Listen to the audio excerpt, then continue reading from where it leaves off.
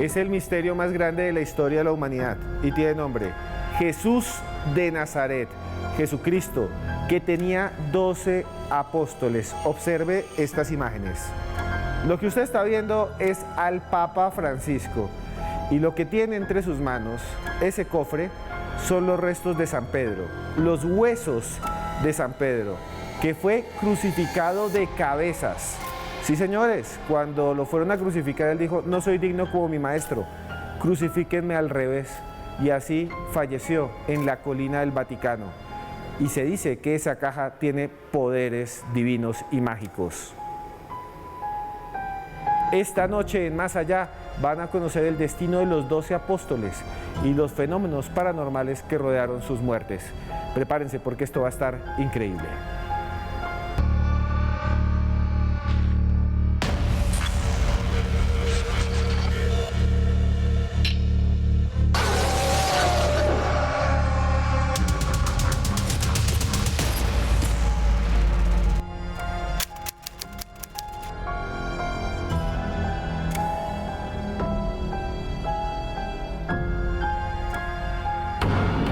Lourdes Gómez.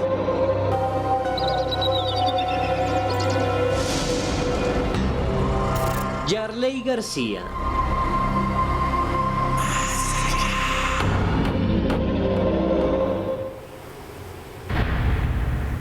No sé ustedes, pero cuando yo era niño me enseñaban las escrituras en el colegio, mis padres, mis abuelos.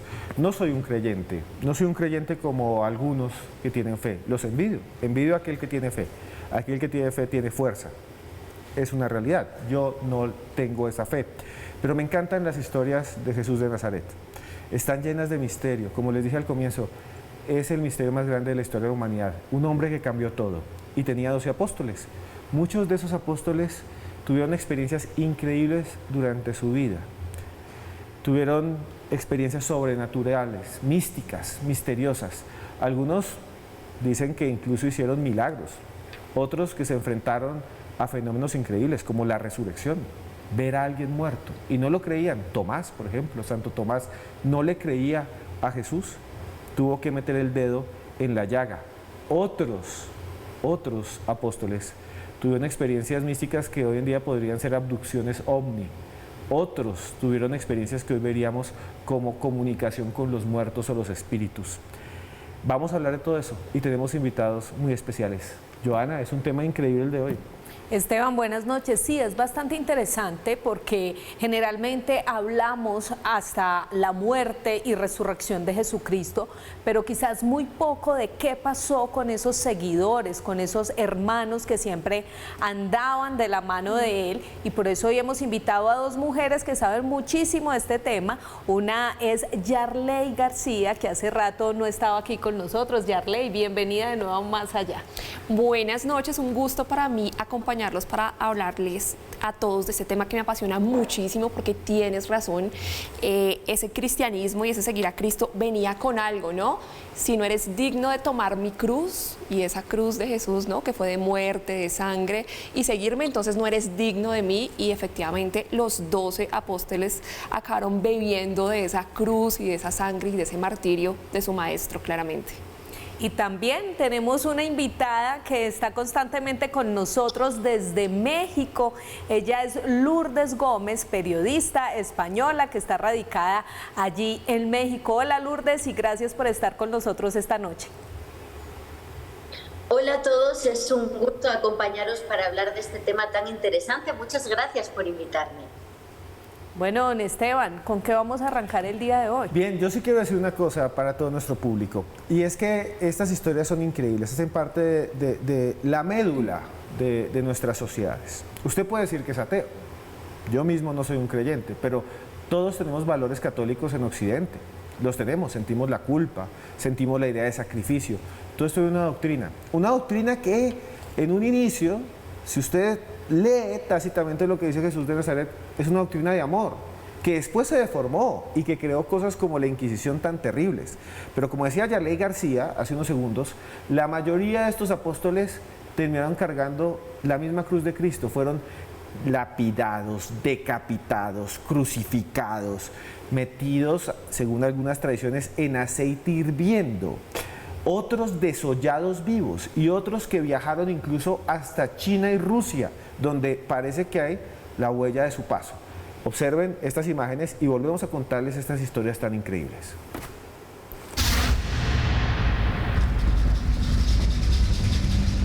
Los apóstoles, los seguidores de Jesucristo que difundieron sus enseñanzas por el mundo después de su resurrección. ¿Conocemos la verdad sobre su destino? La tarea que les había encomendado el Mesías los llevó a enfrentarse a sufrimientos, pero ¿y si también hubieran sido víctimas de algo más siniestro? Historiadores y teólogos han estudiado sus vidas y aseguran que sus muertes estuvieron marcadas por conspiraciones y sufrimientos. ¿Qué secretos encierran las muertes de los apóstoles? ¿Por qué se mantienen entre el misterio después de tanto tiempo? El mundo en el que vivían estaba lleno de conflictos y peligros, pero existen indicios de que su destino estuvo rodeado de experiencias místicas que van más allá de la violencia humana. La tradición asegura que Judas Iscariote fue el primero en morir, luego de haber entregado a Jesús por 30 piezas de plata, arrepentirse y ahorcarse. Sin embargo, el Evangelio apócrifo de Judas afirma que él era el mejor discípulo y que su traición fue ordenada por Jesús, una controversia que continúa hasta la actualidad. Acompáñanos en esta noche para explorar las historias ocultas detrás de la muerte de los apóstoles y descubrir la verdad sobre su destino, solo aquí en Más Allá.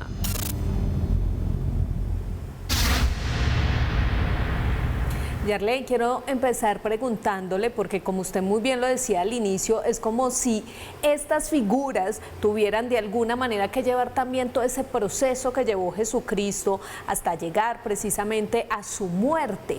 En relación a los apóstoles, quizás esto también de alguna manera estaba escrito en su destino.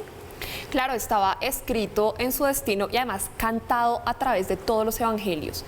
Todo el tiempo Jesucristo les estuvo diciendo: tienen que seguirme y para seguirme tienen que negarse al mundo, mi cruz es su cruz, tienen que perder todo para ganarme a mí. De hecho, hay una profecía muy clara que les dice: ustedes van a ser crucificados, apedreados, perseguidos. Se los dijo claramente, y además es esa persecución la que saca a los apóstoles de Jerusalén. Ellos todo el tiempo, hasta el derramamiento del Espíritu Santo, cuando son 120, están juntos ayunando en Jerusalén. Es esa persecución lo que hace que ese evangelio se expanda. Si ellos hubieran estado todo el tiempo en Jerusalén, pues no hubiera salido de esto, digamos, de los judíos y las personas que venían de todos los lugares del mundo a Jerusalén, pero fue cuando ellos se expandieron y fueron perseguidos que este evangelio fue conocido en todo el mundo, digamos, en todo el mapa que en ese momento estaba en el mundo. Joana, quiero aquí preguntar rápidamente a usted también, si quiere, y también a Lourdes, que está allí, y a Yarley. Es lo que decía un poco la nota, y es sobre Judas. Judas fue el primero que murió. Judas se suicidó, o se insinúa que se suicida, porque no se dice claramente, se ahorcó, pero se suicidó porque le habían dado las monedas y él había entregado con un beso a Jesús de Nazaret en Getsemaní, en el bosque de Getsemaní. Pero lo interesante es que para muchos teólogos, Judas sabía que él tenía que jugar ese papel. Judas de alguna manera no es un traidor porque le tocaba jugar ese papel para que Jesús fuera al Calvario y fuera crucificado, porque Jesús sabía que lo iban a crucificar, era su destino. Y de alguna manera Judas no sería malvado, sino sería como alguien que facilitó el final de Jesús de Nazaret. No sé qué piensa Yarley y Lourdes también de eso, de que Judas no fue el malo, sino que por estos evangelios apócrifos él era simplemente alguien que hizo su papel. Los evangelios apócrifos son muy interesantes, hay muchos, no solamente el de Judas, y nos presentan distintas versiones de lo que ha pasado. Yo, la verdad, lo que pienso es que, como te digo, en la Biblia se nota que muchos destinos están como cantados, porque, por ejemplo, en cuanto a Judas, hay una profecía bien interesante. Ustedes saben que dice la Escritura que él se parece que se ahorca, y en otra parte dice que él devuelve la plata al templo, y que en el templo, como esa plata no puede ir a las ofrendas porque era como impura, compran un campo. Ese campo es donde aparentemente Judas se muere, se cae del árbol, el árbol se rompe, él se muere, salen todos los sesos, y ahí es donde después un musulmán, Solimán el Grande, va a sellar la puerta de Jerusalén y va a poner un cementerio. Es ahí, sobre esa tierra hay una profecía que siempre sería un campo de sangre. Entonces, como que esos destinos están ahí bien cantados, ¿no le parece? Sí, Lourdes, ¿qué opina de este caso, Lourdes, del caso específicamente de Judas? Con respecto a Judas, estamos hablando de interpretaciones. Todas serían válidas desde el punto de vista de la fe si partimos de la base de que no podemos demostrar ni una ni otra cosa. Nos estamos basando en diferentes versiones de textos de la antigüedad. Lo que sí está claro es que Judas pertenecía al primer grupo de los 12. Judas Iscariote junto con Judas Tadeo, que es otro personaje diferente que mucha gente confunde debido a que tienen el mismo nombre. Había 2 Judas en el grupo de los 12, y aquí tendríamos que distinguir entre la palabra discípulo y la palabra apóstol. Había 12 discípulos que fueron los primeros que elige Jesús al comienzo de su vida pública para que puedan asumir su mensaje y puedan repartirlo por el mundo. Y en cuanto a discípulos habría más. Lo dicen las Sagradas Escrituras, que hay 12 primeros discípulos, pero posteriormente 70 y después 500, hasta 500 a los que Jesús envía difundir su palabra por toda la tierra. Entonces, repito, lo primero que tendríamos que distinguir es entre apóstol y discípulo. El discípulo tiene características muy concretas. Tiene que haber visto a Jesús de Nazaret, haber podido obrar milagros, como por ejemplo exorcismos o curaciones extraordinarias, y tener 9 dones especiales que aparecen en Corintios en la Biblia, que es el don de la palabra, el don de la ciencia, el don de hablar diferentes lenguas, a fin de poder repartir ese mensaje. Judas no llegó a esa parte, era discípulo, pero no llegó a ser apóstol en el sentido de difundir la palabra. Sí lo hizo Judas Tadeo, que además es un personaje interesante porque, según las traducciones que hay de cómo se le denomina en la Biblia, Judas Tadeo era el hermano de Jesús. No se sabe si hijo también de María o solamente hijo de José, de San José, de algún matrimonio anterior o incluso un primo de Jesús, pero tenía vínculos sanguíneos con Jesús este Judas, que es diferente a Judas Iscariote y que también, como decíais, tuvo su martirio a través de la decapitación. Y otro personaje de cara a nuestros temas importante porque fue el que llevó el mandilión al rey de Edesa, es decir, ese supuesto trapo, ese supuesto lienzo en el que estaba el rostro de Jesús. En fin, es un tema, la verdad, abierto a muchísimas interpretaciones. Así es, y es que la Biblia hace parte de eso, de ese texto que está abierto a miles de interpretaciones, como nos decía Lourdes. Ustedes opinen con nuestro numeral de hoy, que es Apóstoles Más Allá. Nosotros ya regresamos porque vamos a ver uno a uno esas muertes que marcaron la historia de los discípulos de Jesús.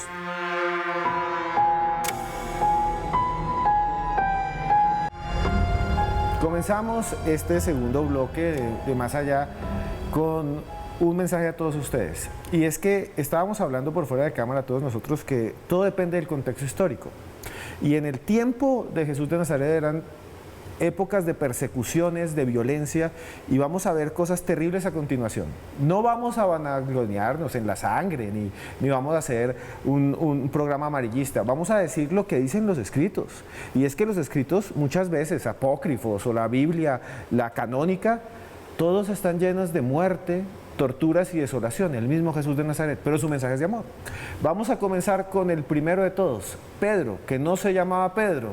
Es el nombre que le puso Jesús porque decía: tú eres una piedra sobre la que construiré mi iglesia. Y de ahí viene toda la narrativa del Vaticano. Los protestantes no están de acuerdo, algunos otros tampoco. Para eso es Más Allá, para abrir las puertas al misterio. Observen la terrible muerte de San Pedro.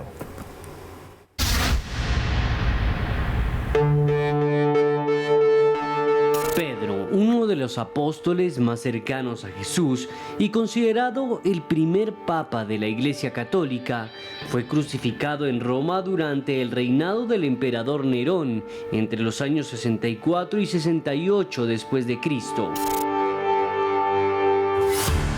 Según la tradición cristiana, Pedro fue martirizado por su fe y su negativa a renunciar a sus creencias en Jesús como el Mesías. A diferencia de otros apóstoles, Pedro no fue decapitado, sino que pidió ser crucificado boca abajo, ya que no se consideraba digno de morir de la misma manera que su maestro.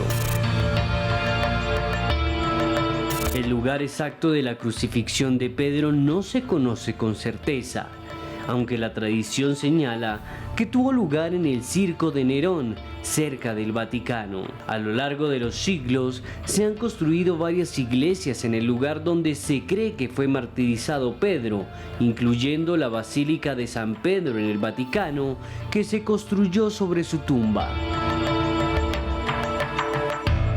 En el siglo XX se realizaron excavaciones en la necrópolis debajo de la Basílica de San Pedro y se descubrieron varios restos humanos que se cree que pertenecen a Pedro.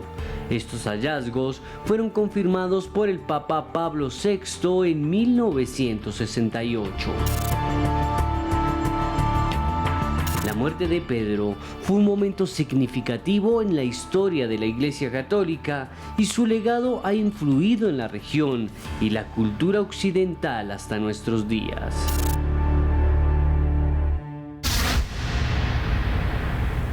Pedro, quizás uno de los principales en esta orden de los seguidores de Jesucristo, es Lourdes.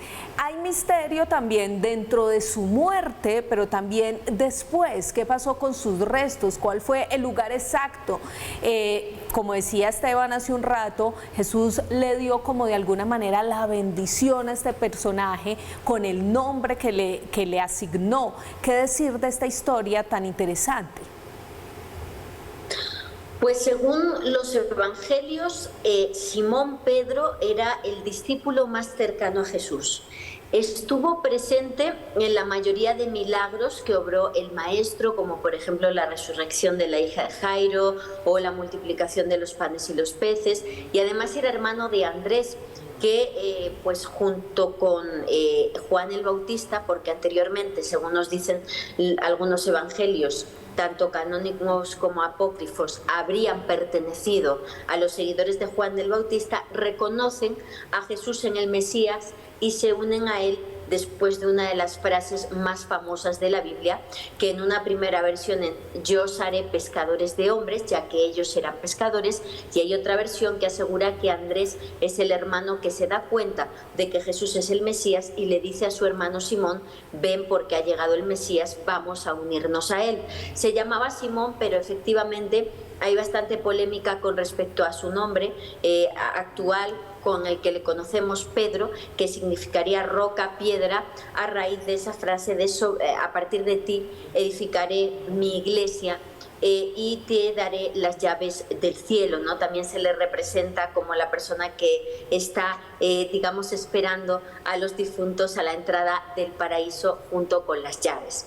Es un tema interesante porque Pedro, recordemos, durante la última cena es el que asegura a Jesús que nunca le traicionará, y pues la respuesta de Jesús es que antes de que llegue el alba le habrá negado 3 veces, ¿no? Antes de que cante el gallo.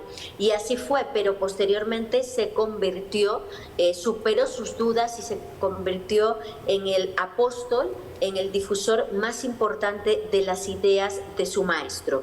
Lo hizo en distintas partes, desde Jerusalén hasta Roma, y finalmente se sitúa su muerte en el seno del Imperio Romano, como decíais al principio, crucificado, pero al revés, porque no quería ser crucificado con las mismas características que su maestro, y tras haber predicado durante mucho tiempo la palabra de Jesús. Hay que decir también que después de que recibieran en Pentecostés el Espíritu Santo, que es el que les otorga, digamos, el poder o las facultades para llevar a cabo esa tarea encomendada por Jesús, es el primero que obra milagros públicos. De hecho, resucita a una niña. Es el primero que da muestras de esos dones especiales de manera pública después de la muerte de Jesús. La tradición dice que la crucifixión se llevó a cabo en el antiguo circo romano, y ese circo es el que actualmente se encontraría bajo el Vaticano. Es decir, que se enterró en el mismo lugar, a pocos metros del lugar de crucifixión, y que en ese lugar Constantino el Grande, que fue el emperador que convirtió el Imperio Romano al catolicismo, construye las bases de lo que actualmente es la Basílica de San Pedro en el Vaticano. Es un personaje, como digo, importante porque era el discípulo más cercano y el que toma el legado de Jesús, obrando esos milagros incluso a través de la crucifixión. Aunque, como bien decía Esteban, estamos en una época cruenta donde este tipo de muertes era, pues no normal, pero sí muy habitual, también tenemos que considerar que el relato bíblico debe poner estas muertes por parte de los seguidores más cercanos, porque era, digamos, el mayor orgullo para ellos, seguir a Jesús hasta en la propia pasión, algo que a la fecha y en siglos posteriores han hecho las personas estigmatizadas y demás. Cuanto más se acerque uno al sufrimiento de Jesús, parece que más cerca va a estar del reino de los cielos, y esto es una facultad que se atribuye a través de la muerte de los primeros seguidores de Jesús. Yarley, es como si se cumpliera la profecía que precisamente le dio Jesucristo a Pedro, ¿no? Para edificar esa iglesia. Bueno, yo la verdad tengo que decir que difiero un poco en ese punto. Siento que siempre la gente lo ese pasaje dice, ¿quién dices que soy yo? Y él dice, el Cristo, el Hijo del Dios viviente. Es decir, una iglesia, la iglesia de Jesús, seguramente él le dice, tú eres Petros, y sobre esta Petra, tú eres Pedro, y sobre esta roca edificaré mi iglesia. ¿Sobre qué roca? ¿Sobre Pedro, que era un ser humano falible, o sobre la afirmación de que Jesucristo era el Hijo del Dios viviente?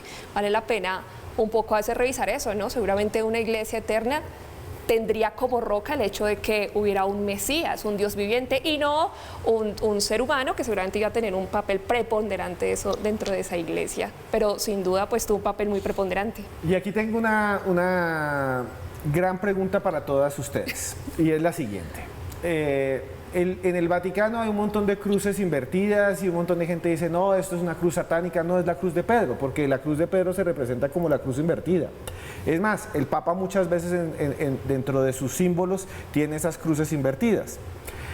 Supuestamente, y esto es para una gran controversia, y quiero que todos los que estén allá lo digan, abiertamente lo digo, y también a Lourdes y a todos, supuestamente el poder de la Iglesia de Roma, del papado, viene de que son los herederos de Pedro, porque los huesos del mismo Pedro están enterrados allá abajo en las criptas del Vaticano.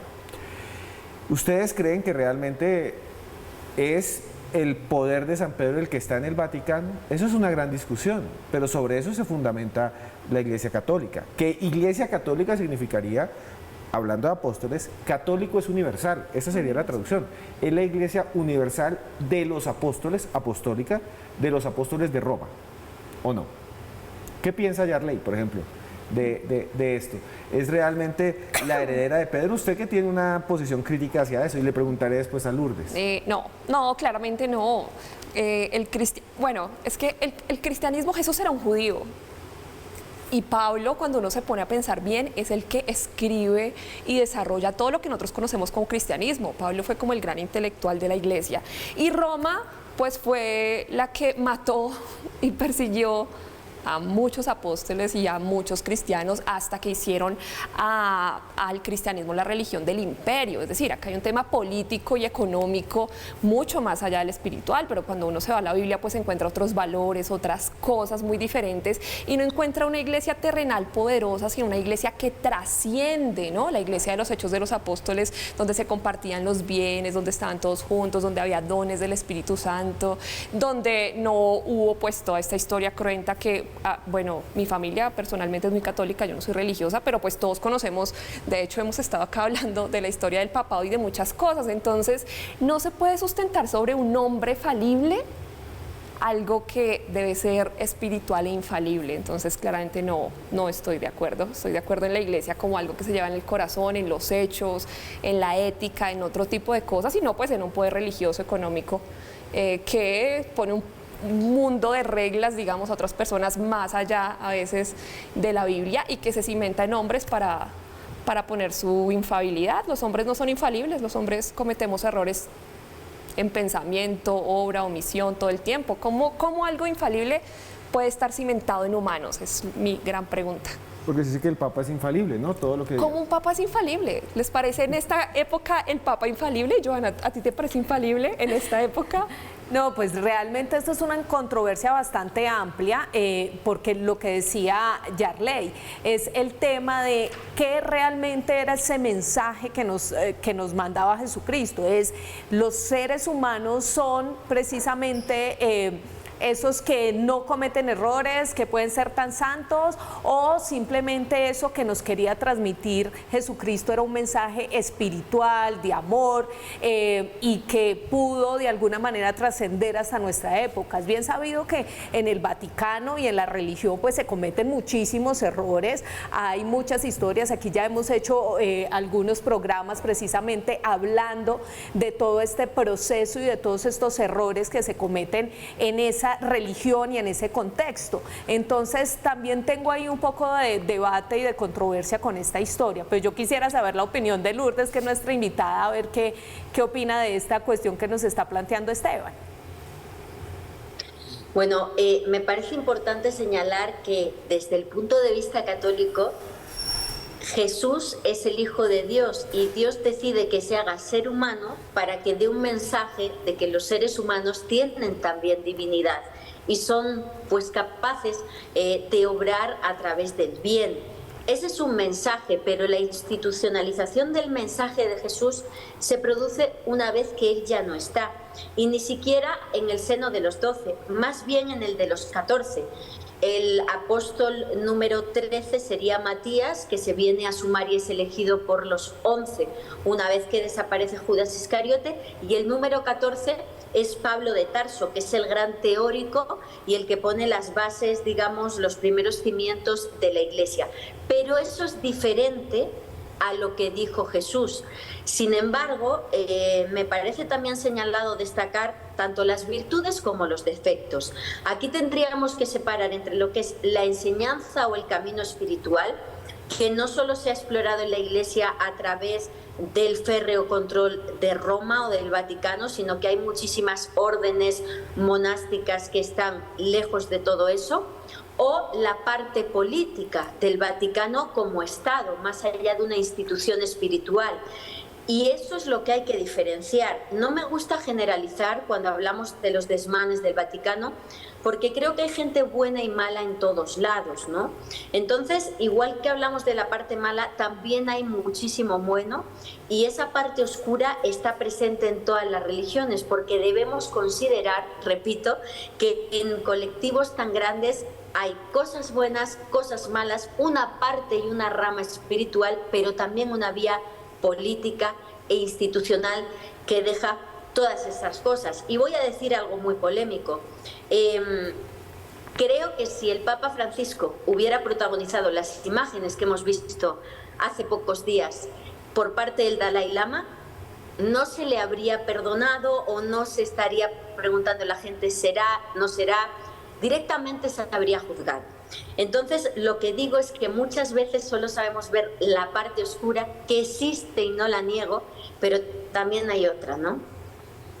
Bueno, nos vamos a comerciales. Gracias, Lourdes. Somos humanos. Y después de comerciales vamos a ver algo increíble. Las muertes de otros apóstoles, que son para muchos una película de terror, para otros el camino a la santidad, la escalera directa al cielo y a la mística. Ya volvemos porque esto es más allá.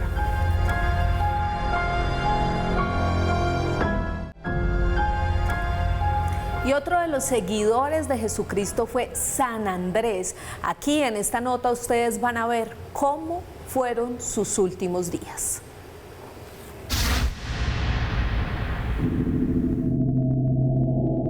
Hombres de fe, acólitos divinos, acompañantes del Hijo de Dios en su viaje a la salvación espiritual. Los apóstoles tuvieron un papel fundamental en la religión católica y un destino triste y desgarrador.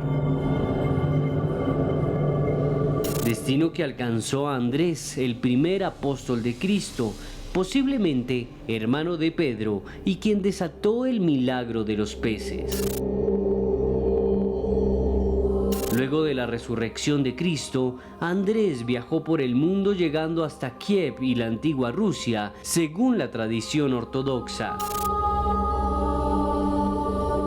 Igualmente, existen antiguos escritos sobre San Andrés, como los Hechos de Andrés y Matías en la ciudad de los antropófagos, que cuentan cómo entró en contacto con grupos de caníbales a quienes doblegó con el poder de Cristo. A pesar de predicar el perdón y el amor, Andrés fue capturado en Petras, Grecia, en el año 60 después de Cristo, en donde fue golpeado y ultrajado. Finalmente fue crucificado en la enigmática de Cusata, una cruz en forma de X, a donde fue atado y en donde falleció de inanición, luego de estar predicando y orando durante 2 días. Muertes sagradas, conspiraciones malditas o algo más. Lo analizamos aquí, en Más Allá.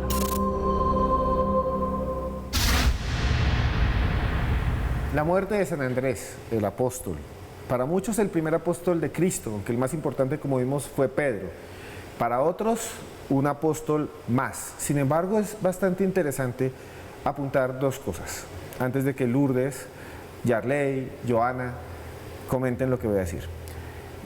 A Andrés también lo crucifican, como crucificaron a Jesús de Nazaret y a San Pedro, pero esta vez no de cabeza, como a Pedro, sino en forma de X. Y no se le atravesaron clavos según la tradición, sino que se le amarró y se le dejó morir de hambre. Y mientras él moría de hambre, según muchos escritos apócrifos, él oraba y evangelizaba. Es una historia mística. Según los ortodoxos, Andrés también llegó hasta Kiev, hasta lo que hoy es Ucrania, y ayudó a formar la iglesia cristiana primitiva rusa. Lourdes, San Andrés es realmente impresionante porque también está en la antigua bandera del Imperio Español y en la bandera misma de Escocia. La bandera de Escocia tiene la cruz de San Andrés, es azul y realmente es una fuerza mística muy fuerte la que hay en su mensaje, ¿no? Así es, Esteban, la cruz es el símbolo que representa a San Andrés, que está presente en tantas naciones por esa crucifixión en forma de X, según la tradición.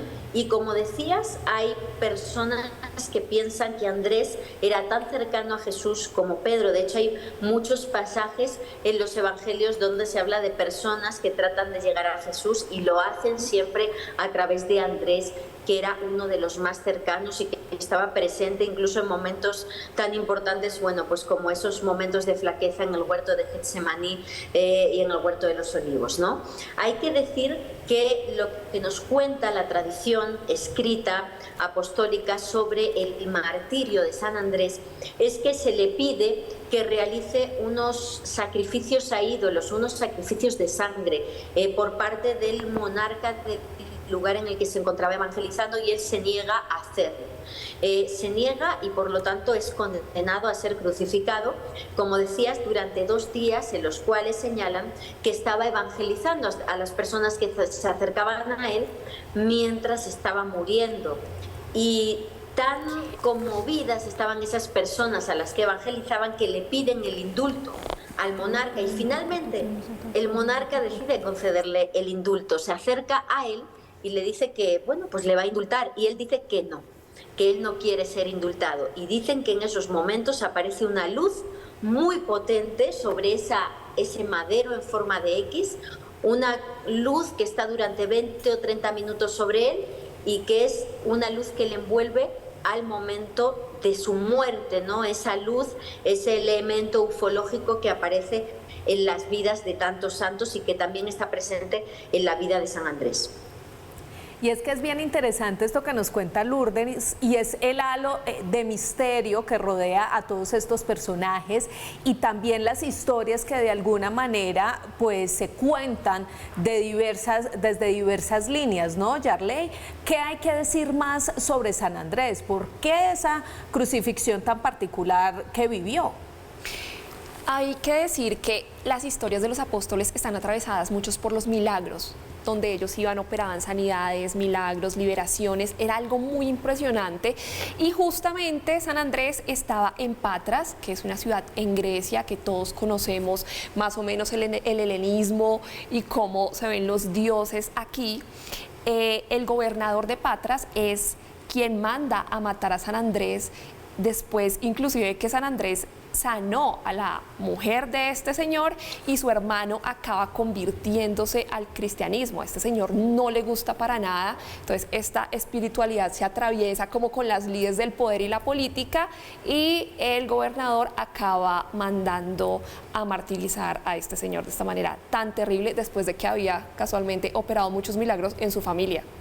Lourdes, también le quisiera preguntar porque es bien interesante una cosa y es todo este sufrimiento que vivieron estos personajes para de alguna manera poder lograr la santidad. Es también como el proceso que debían pasar para llegar a ser dignos de esa santidad.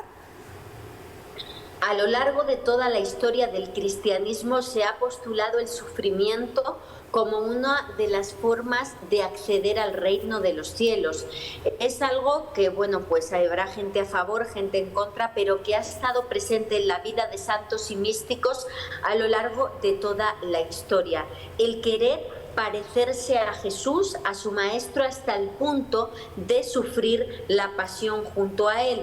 Por parte de los primeros cristianos, sobre todo del siglo I al siglo IV, a través del martirio, posteriormente recogiéndose ese legado en los enfrentamientos entre árabes y cristianos, a través de episodios como por ejemplo las cruzadas. No había mayor orgullo que morir en el signo de la cruz, luchando por la cruz a través de esas figuras de monjes guerreros, y posteriormente místicos hasta la fecha que tienen esos estigmas de la pasión y que especialmente los días viernes o en Semana Santa es cuando más sienten esos dolores. Es un hecho que no solo está presente en la religión católica, en todas las religiones del mundo, el dolor, el sufrimiento, el ayuno, ¿no?, penitente, el no comer prácticamente alimento, vidas como santos como San Pedro de Alcántara, que era capaz de levitar o de tener este tipo de trances, pero sobre todo cuando hacían el ayuno o cuando se bañaban vestidos en charcos de agua helada, cuando dormían apenas 5 o 15 minutos al día y lo hacían de pie, sin ni siquiera tener una cama. A través de esos martirios era como entraban en esos trances que les hacían tener visiones de santos, o incluso contacto con Jesús y la Virgen, o inclusive pues esos fenómenos tan llamativos como poder levitar, ¿no? Es el caso de Santa Teresa de Ávila o San Pedro de Alcántara, por ejemplo. Yo quiero aquí hacerle una pregunta a Lourdes y a Yarley y también a Joana, que participemos todos en esto, que me parece que es algo que a ojos de hoy, que a ojos de cualquiera de los que vivimos después de 2000 años, 1000 algo años, hubiera sido un encuentro ovni. Y me van a decir que lo que estoy diciendo es demente, pero es verdad. En la muerte de San Andrés se dice que una luz gigante o una luz se posó sobre él en el cielo y estuvo allí observando. Si eso lo viéramos a ojos de hoy, diríamos, es el fenómeno ovni. Y eso sí es un misterio. No sé qué piensa Lourdes y después Yarley o Joana. Pues precisamente pues centrado mi carrera como investigadora de estos temas en demostrar que no hay una diferencia entre religioso, ufológico y paranormal, que sería exactamente lo mismo, pero interpretado de manera diferente dependiendo de la psicología y de la cultura del testigo de cada época. Como dices, un episodio como el de San Andrés o como por ejemplo el del propio nacimiento de Jesús, que si atendemos a los apócrifos, cuando accede a la cueva la partera con José se encuentra una luz que envuelve a la Virgen María y no se habla de nacimiento, se habla de materialización de un niño a través de esa luz. estamos hablando de episodios que desde el punto de vista de una persona del siglo XXI se trata de algo ufológico, de algo paranormal. Sin embargo, esos episodios a la luz de la antigüedad eran interpretados o bien como algo divino o bien como algo demoníaco, ¿no? Yo siempre digo que hablar de nuestros temas en estos días no requiere ninguna valentía, porque no nos enfrentamos a ningún peligro, aunque haya inquisición también en nuestros días, ¿no? Pero es que antiguamente te jugabas el pellejo, nunca mejor dicho, porque cuando hablabas de este tipo de experiencias, podía ser que se interpretara como algo positivo y que te consideraran un santo, o bien que fueras a la hoguera porque eso que te estaba pasando era obra del demonio. Estoy completamente de acuerdo con Lourdes y eso lo hemos debatido en este programa durante mucho tiempo, y es que todos los fenómenos también están relacionados con la época, la cultura y la sociedad en la que se presenten o se desarrollen. Esteban, no solo este caso, el que nos comentaba Lourdes, la propia estrella que guió a los 3 Reyes Magos, o incluso también la aparición de la Virgen de Fátima, que realmente el dibujo que realizaron los niños, los 3 pastorcitos, es bien particular. Claro, ¿no? Muchos hablan de la eso. misma ascensión de la Virgen, ¿no? Que se dice que no hay tumba de la Virgen porque ascendió en cuerpo y alma al cielo, y que la vieron ascender, hoy en día lo hubieran visto como una abducción. Exactamente. Pero no sé qué piensa Yarley, que tiene de pronto una opinión encontrada con eso. No, estoy totalmente de acuerdo. Es que siento que son las maneras de narrar. Lo que pasa es que no estoy segura si la Virgen... Es que también hay cosas que son como de la tradición y no de la teología, es decir, cosas que... Pero...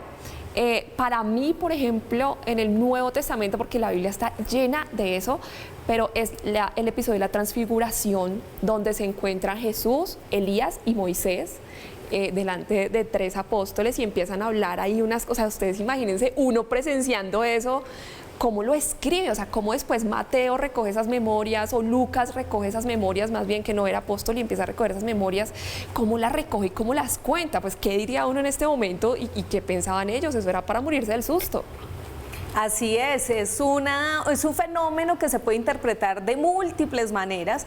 Entonces es bien interesante el debate que abrimos aquí con Esteban, pero ya nos vamos a comerciales. Recuerden escribir con Apóstoles Más Allá, y cuando regresemos vamos a ver la muerte de muchos otros que siguieron a Jesucristo.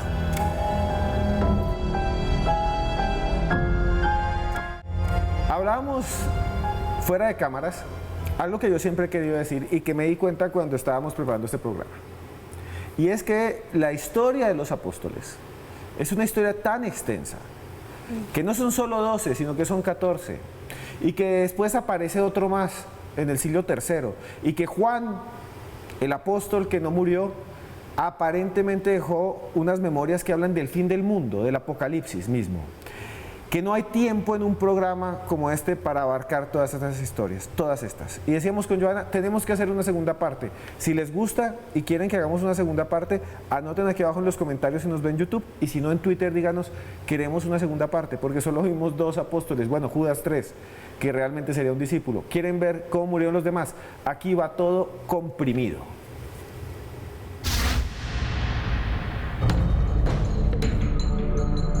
Si la muerte de Pedro y Andrés resultan impresionantes, el destino de los demás apóstoles también resulta aterrador. Santiago el Mayor, según la tradición, fue decapitado por orden del rey Herodes de Agripa en el año 44 después de Cristo.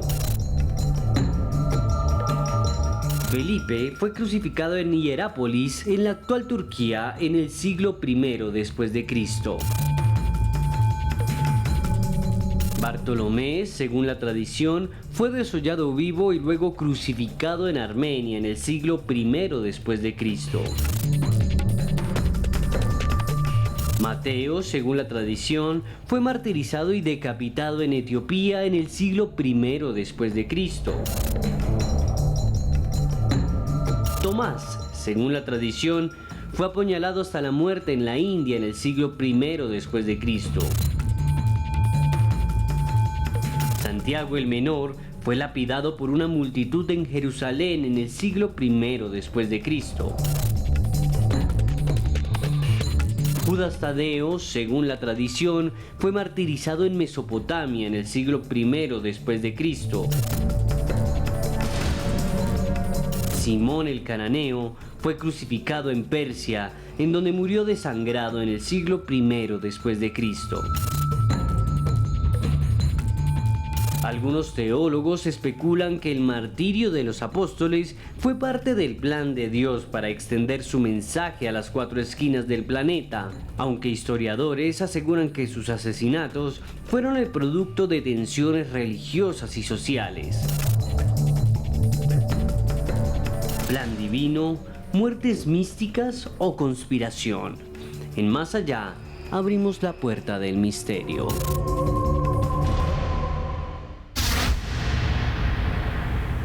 Yarley, este es un resumen, como decía Esteban, rápido del resto de esos apóstoles, pero para usted, ¿cuál de estas es quizás la historia más fuerte en cuanto a la finalidad que tuvieron estos personajes? Bueno, las historias de los apóstoles de verdad son terribles, pero a mí me impresiona mucho la de un apóstol que no se habla mucho, pero que era un tipo muy importante en la Biblia. Se puede ver que era un tipo que tenía como muy buena reputación en Israel. De hecho, Jesús dice que no hay un israelita como él, y es Bartolomé o Natanael. Él se muere desollado, creo que es de... Bueno, la muerte por crucifixión es impresionante, pero desollado es bastante impresionante. En Armenia, lejos de los suyos, lejos de su tierra, lejos de toda la honra que tenía y de todo lo que cambió por seguir a Jesús. Eso me parece muy impresionante. Le arrancan la piel, ¿no? Sí, desollado, sí, me parece que es una muerte de Mientras verdad está vivo le arrancan la piel. demasiado impresionante. Muy fuerte. Y Lourdes, ya vamos terminando con este programa, pero para usted, ¿cuál es quizás esa muerte que más le impacta de estos apóstoles? Pues resultan todas impactantes, pero a mí lo que más me impresiona es que el efecto de esas muertes tan violentas sigue teniendo su eco en la actualidad. ¿Por qué digo esto? Porque a nivel personal de ellos mismos sirvió, supuestamente desde el punto de vista espiritual, para que ellos pudieran acceder al reino de los cielos y para que, pues con su ejemplo, ayudarán a seguir difundiendo la palabra de Jesús. Sin embargo, esos restos de esos primeros discípulos de Jesús han llegado, muchos de ellos, hasta nuestra época en forma de reliquias. Las reliquias son muy interesantes porque no existen en el judaísmo. De hecho, desde el punto de vista del judío, que es lo que era Jesús y sus discípulos antes de la escisión, era algo impuro el tocar la sangre. Sin embargo, a raíz de la pasión de Cristo y de las muertes de estos primeros seguidores, empieza a surgir el poder de las reliquias, el considerar que a través de los objetos que han tocado estas primeras personas santas por parte de la Iglesia y de sus propios huesos y su sangre, uno puede llegar antes a lo divino. Serían vehículos de contacto con la divinidad hasta la fecha. Por eso se ha buscado con ahínco, sobre todo la primera que lo hizo fue Santa Elena, madre del emperador Constantino, los restos de estos primeros mártires con el objetivo de que a través del tocarlo o haciendo reliquias por contacto, el poder de ese sacrificio que ellos hicieron y que hemos visto descrito en el video, llegue hasta nuestros días y hasta la persona a la que toca. En algún momento de la historia incluso se estableció que las iglesias, para poder ser consagradas como espacios santos, debían tener una reliquia.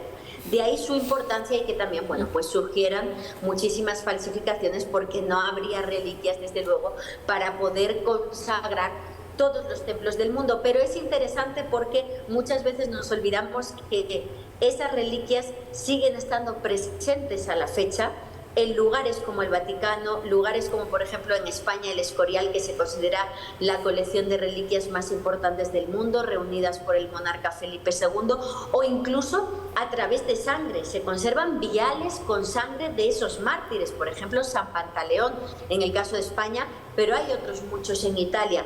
Lo que quiero decir con esto es que hoy estamos hablando de algo más que una historia. Estamos hablando de algo que está presente en la vida de muchas personas, que a través de los restos de esas personas que sufrieron martirio siguen, digamos que, alcanzando el poder que generó ese acto de entrega que ellos hicieron. Y respondiendo por último a la pregunta de Joana, a mí la que más me impresiona es la de Santiago, porque tiene mucho vínculo con mi país, España. De hecho, él estaba evangelizando la parte de España y Portugal cuando se produce la llamada dormición de la Virgen, que la hora de la muerte de la Virgen estaba cerca, y la Virgen María, a través de un contacto divino con Jesús, le pide que quiere estar cerca de los apóstoles en ese momento. Y al estar cada uno en una parte del mundo, le concede Jesús el poder a su madre de poder presentarse ante ellos de manera paranormal para avisarle de que la muerte estaba próxima y de que quería estar junto a ellos. Y así es como se da la primera aparición mariana de la historia, cuando la Virgen María, todavía viva, por lo tanto no sería una aparición mariana, sino una bilocación, se presenta en la zona de Zaragoza, España, donde estaba evangelizando Santiago, sobre una poste de roca, sobre un pilar, para avisarle de que iba a morir y que volviera, ¿no?, a Tierra Santa con ella. Así es como Santiago vuelve, a través de esa bilocación, a Jerusalén para acompañar a María durante la llamada dormición, y es cuando es apresado y sufre el martirio, ¿no?, por volver al llamado de esa primera aparición mariana, y por eso es una historia que la verdad me llama bastante la atención.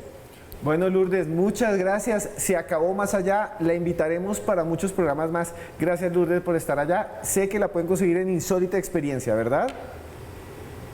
Claro que sí. Muchísimas gracias a vosotros. Muchas gracias, Yarley, por estar aquí. Sé que también la consiguen en sus redes sociales. ¿Cuáles son? Claro que sí, @YagisAnaliza en Instagram y Facebook. Gracias, Yarley. Bueno, Joana, llegamos al final. Don Esteban, llegamos al final de este programa. Ya saben que si quieren una segunda parte, pues esperamos todos sus comentarios con el numeral de hoy. Nos vemos en 8 días y no olviden que por más lejos que andemos, siempre habrá más allá. Los queremos. ¡Mua!